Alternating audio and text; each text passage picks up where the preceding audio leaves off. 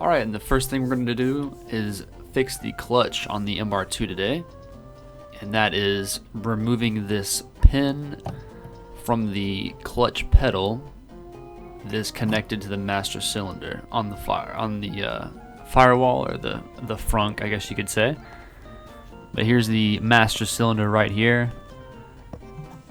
Close zoom up of it right there, next to the brake master cylinder. Not to be confused with that. This is the clutch master cylinder. And right there on the end, there's two mounting bolts that are 12 millimeter, and then there's a 14 millimeter on the side.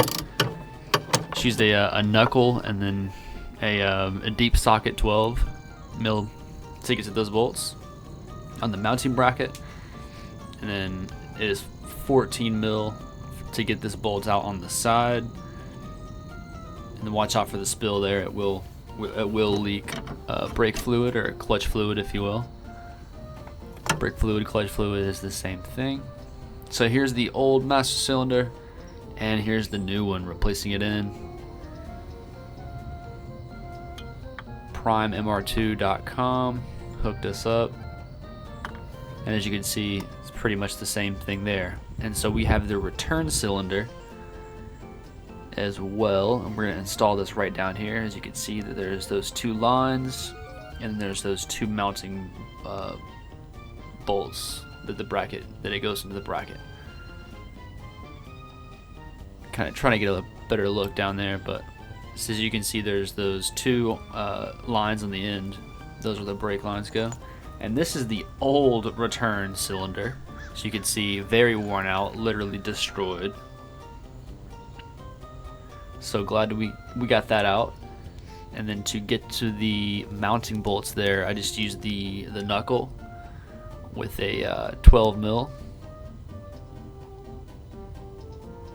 It might have been 10 mil actually. I'm pretty sure it was 10 mil. But then we had to bleed the clutch after we installed the new parts, get the air out of there. And so this is underneath the car. There's a bleeder valve there. It is a 10 mil, and you're just gonna want to use the tube that came with the car, get you a bottle and press on the clutch, and then open the valve, let the fluid out, close the valve, and let off the clutch, and repeat the process. But eventually you could do this yourself. If the bottom of the tube there is submerged in the fluid, there won't be any air whenever you let off the pedal, and you can just keep pumping. But it is definitely a lot better to have somebody else there with you, so you can do this, check the reservoir and top that off, because if it runs empty, you're gonna have to do the whole process again, because you're going to introduce air into the system.